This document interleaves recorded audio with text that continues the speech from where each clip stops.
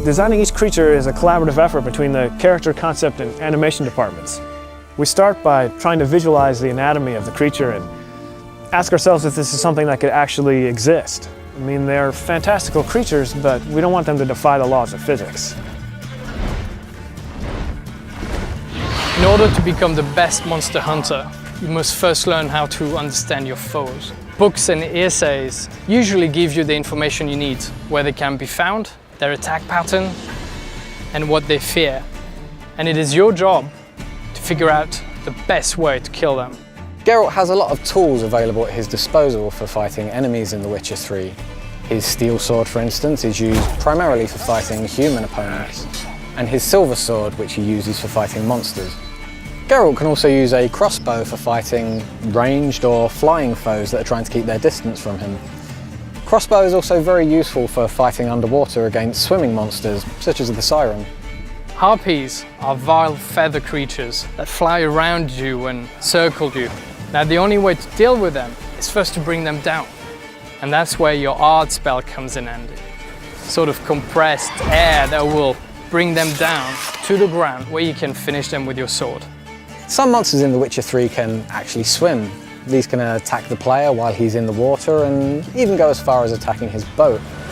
This can be really dangerous for the player if the monster has a natural affinity for water, such as the Drowner. Drowners are creatures that live in swamps and will snatch at anything that comes near their ponds.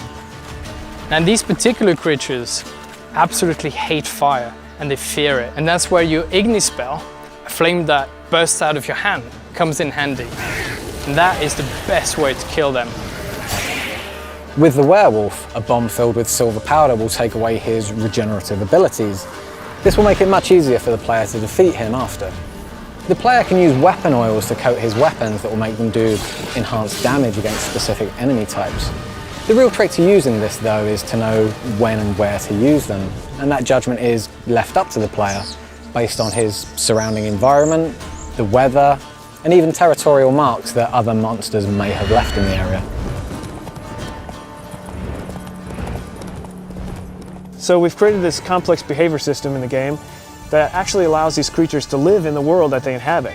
They're never just going to spawn in front of you artificially, and they don't just interact with the player.